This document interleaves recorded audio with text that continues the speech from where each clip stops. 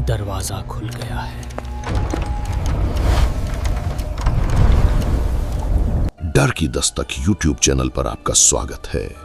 भूत, प्रेत, पिशाच और शैतानों की रोमांचक कहानियां आपको इस चैनल पर सुनने को मिलती हैं।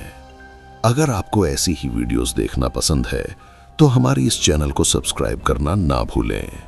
तो हेडफोन लगा लें, कमरे की लाइट्स ऑफ कर लें, क्योंकि ये वक्त हो रहा है डरने का। चलिए अब कहानी शुरू करते हैं। रात बहुत गहरी थी। ठंडी हवा पेड़ों के बीच सिसकियों की तरह घूम रही थी। पुराने पहाड़ी इलाके की उस सुनसान सड़क पर दो लोग चल रहे थे, आरव और उसकी छोटी बहन कियारा। उनका फोन बंद था, नेटवर्क नहीं आ रहा था और सामने किलोमीटरों तक कोई घर नहीं। सड़क के किनारे सिर्फ एक पुराना टूटा फूटा बोर्ड लगा था जिस पर मिट्टी जम चुकी थी। राठौर हवेली 1.5 किलोमीटर। कियारा ने बोर्ड को देखते ही धीरे से पूछा, भैया यही है ना वो जगह? आरव ने होंठ भींचे। हाँ, लेकिन हम यहां रात में नहीं रुकेंगे, बस रास्ता पूछकर वापस निकल जाएंगे।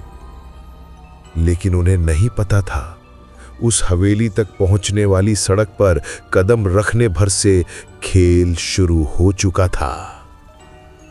जैसे ही दोनों हवेली के पास पहुंचे, गेट अपने आप चरर की आवाज के साथ खुल गया। कोई दिखाई नहीं दिया, लेकिन हवा का एक झोंका उनके सामने से तेजी से गुजरा, जैसे कोई अदृश्य चीज तेजी से भागी हो। कियारा ने डरकर आरव का हाथ पकड़ा। ये कैसा गेट है भैया? कोई है भी नहीं और खुल गया। आरव ने बहन को शांत करने की कोशिश की। पुरानी जगह है, शायद ढीला होगा। लेकिन उसकी आवाज में वो यकीन नहीं था। कियारा महसूस कर रही थी कि आरव भी उतना ही डरा हुआ है। दोनों जैसे ही दहलीज पर पहुंचे, हवेली की सारी खिड़कियां एक साथ बंद हो गईं। धड़ाम धड़ाम धड़ाम। हवेली जैसे एक ही पल में जिंदा हो गई हो। और दरवाजे पर टंगी टूटी हुई नाम पट्टी हवा में हिलकर आवाज करने लगी। राठौर हाउस, प्रवेश वर्जित। गांव के एक बूढ़े बाबा ने उन्हें रास्ते में चेतावनी दी थी, उस हवेली में कभी मत जाना, वहां भाई बहन की आत्माएं आज भी भटक रही हैं। एक ने दूसरे को मारा था और दूसरे की आत्मा ने पूरी हवेली को शाप दे दिया था। आरव ने उस बात को झूठ मानकर अनसुना कर दिया था, लेकिन अब हवेली की दीवारों पर कोयले से बना एक चित्र दिखाई दे रहा था। दो बच्चों का चित्र, एक लड़का एक लड़की। दोनों की आंखें बड़ी, काली और खाली, और दोनों के चेहरे पर सिर्फ एक ही बात लिखी थी, हम वापस आएंगे। कियारा फुसफुसाई, ये दोनों हमें देख रहे हैं भैया। दोनों आगे बढ़ रहे थे कि अचानक दाएं वाले कमरे का दरवाजा अपने आप खुला। अंदर अंधेरा, बहुत भारी सन्नाटा, और कमरे के बीचों बीच बच्चों की टूटी हुई गुड़ियां बिखरी थीं। हर गुड़िया की गर्दन मुड़ी हुई, चेहरे पर खून जैसे लाल दाग, और कोने में एक बच्चे का छोटा सा पलंग रखा था। पलंग के ऊपर धूल से भरे तकिए पर एक नाम उकेरा था, अनिरुद्ध, और ठीक उसके नीचे आर्या। कियारा के कदम जम गए। ये तो हमारे नाम की तरह है भैया। आरव एक पल के लिए रुक गया। उसका दिल धड़कना तेज हो गया था। लेकिन सबसे डरावनी बात थी, दीवार पर लिखा एक वाक्य ताजा खून से लिखा हुआ था, फिर से मिलकर अच्छा लगा, आरव और कियारा। कियारा चीख पड़ी, भैया किसी को हमारे नाम कैसे पता? आरव ने तुरंत उसका हाथ पकड़ा, हम निकल रहे हैं अभी। लेकिन निकलना इतना आसान नहीं था। जैसे ही वे दरवाजे तक पहुंचे, पूरी हवेली के गलियारे बदल गए। जहां रास्ता था वहां दीवार बन गई, जहां दीवार थी वहां अंधेरा छेद जैसा गड्ढा खुल गया। हवेली जैसे जिंदा होकर अपना नक्शा बदल रही थी। कियारा कांपते हुए बोली, हवेली हमें रोक रही है भैया, ये चाहती है कि हम कहीं ना जाएं। तभी कियारा को लगा किसी ने उसके कंधे पर हाथ रखा है। वो मुड़ी, लेकिन वहां कोई नहीं था। आरव ने भी महसूस किया कि पीछे से कोई उनके बीच खड़ा है। किसी की सांस उनके कानों पर पड़ रही है। किसी की हंसी बहुत पास से सुनाई दी। भाग कर तो देखो। हवेली ने उन्हें आगे धकेलते हुए एक ही दिशा की तरफ भेज दिया, तहखाना। सामने लकड़ी की लंबी गहरी सड़ी हुई सीढ़ियां थीं। जैसे ही वे नीचे उतरने लगे, हवा ठंडी होती गई, अंधेरा और घना, और नीचे से हल्की हल्की बच्चों के रोने की आवाजें। तहखाने में पहुंचते ही उन्हें एक बड़ी पुरानी डायरी मिली। उस पर धूल जमी थी, लेकिन नाम साफ लिखा था, आर्या राठौर। आरव के हाथ कांप गए। कियारा ने डायरी खोली। पहला ही पेज पढ़कर दोनों की सांसें रुक गईं। मैं और मेरा भाई अनिरुद्ध, हम अकेले नहीं मरे, कोई और भी हमारे साथ था जिसने हम सबको धोखा दिया। अगला पेज खून से फटा हुआ था, लेकिन उसके नीचे एक लाइन लिखी थी, हमारे जैसा एक और जोड़ा फिर लौट कर आएगा। कियारा की आंखें फैल गईं। भैया, ये जोड़ा हम है क्या? आरव जवाब देने ही वाला था कि पीछे कमरे का लकड़ी का दरवाजा धड़ाम से बंद हो गया, और धीरे धीरे तहखाने के कोने में दो बच्चों की परछाइयां उभरने लगीं। एक लड़का, एक लड़की। दोनों की आंखें काली थीं, उनके शरीर धुएं की तरह थे, लेकिन दोनों मुस्कुरा रहे थे। लड़के की आवाज गूंजी, हम तुम्हारा ही इंतजार कर रहे थे।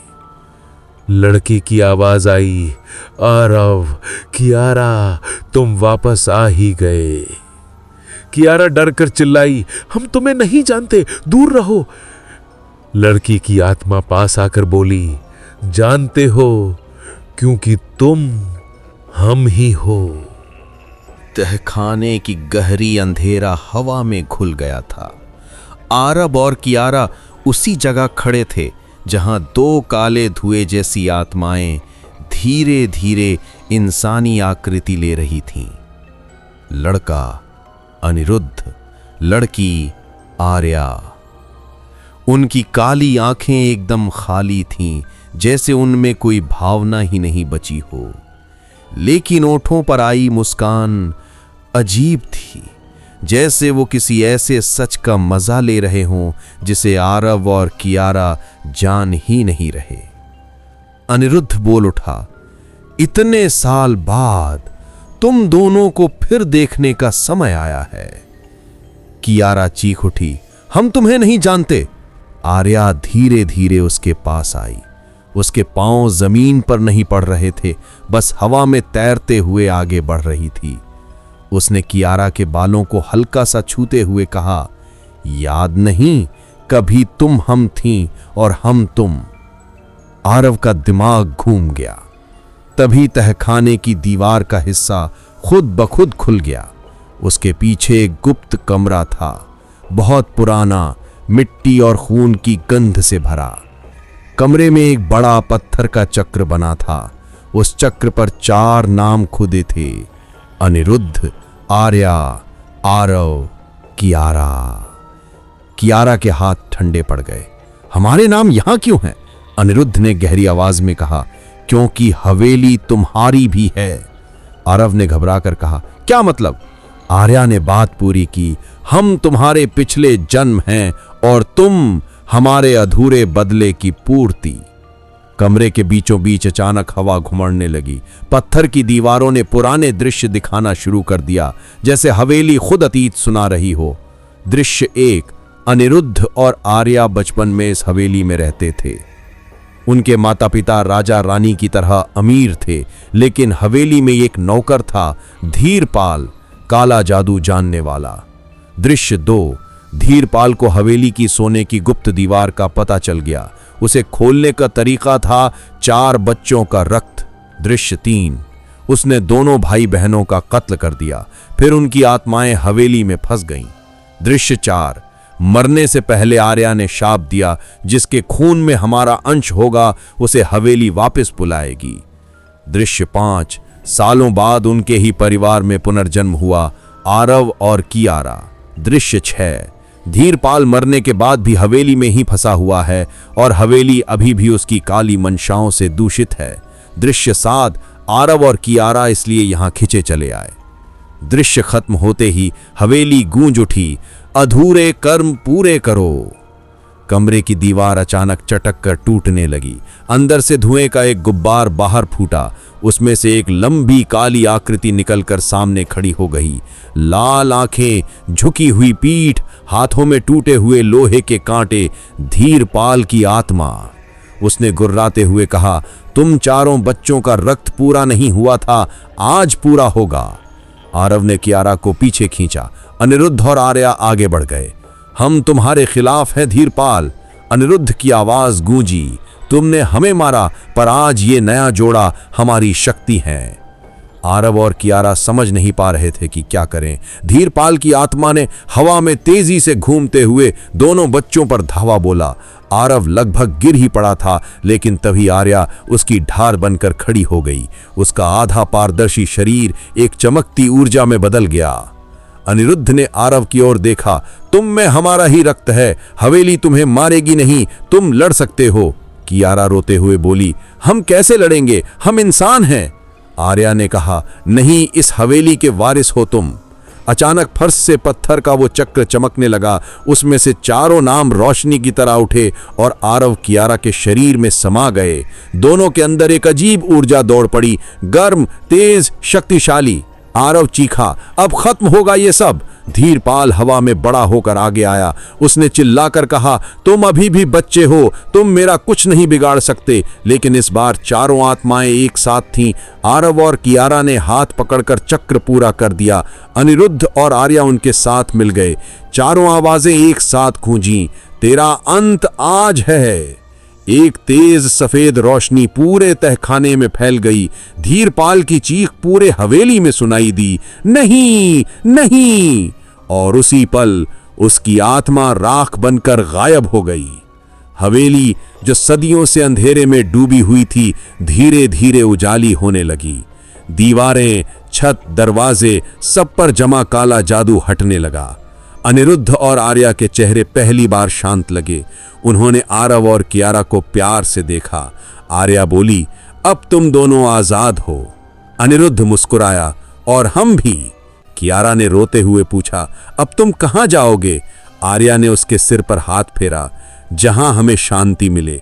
इस हवेली के बंधन अब टूट गए हैं। धीरे धीरे दोनों बच्चे हवा में खुलने लगे। उनके चेहरे मुस्कुरा रहे थे और आखिरी शब्द थे, धन्यवाद छोटे भाई बहन। एक हल्की हवा चली और दोनों गायब हो गए। हवेली का दरवाजा खुल गया। बाहर सूरज की पहली किरणें चमक रही थीं। आरव और कियारा बाहर निकले, थके हुए लेकिन जिंदा। जैसे ही वो थोड़ा दूर पहुंचे, हवेली पीछे से धीरे धीरे धुंध में बदलने लगी। कुछ ही मिनटों में हवेली गायब हो चुकी थी, जैसे वो कभी थी ही नहीं। कियारा ने डरते हुए पूछा, भैया क्या सब खत्म हो गया? आरव ने आसमान की ओर देखा। हाँ, लेकिन एक बात कभी न भूलना। कियारा ने पूछा, क्या? आरव ने फुसफुसाकर कहा, हमारे पिछले जन्म भी हैं और शायद अगले भी। हवा में एक हल्की बच्चों की हंसी गूंजी, जैसे कोई कह रहा हो, हम मिलेंगे फिर कभी।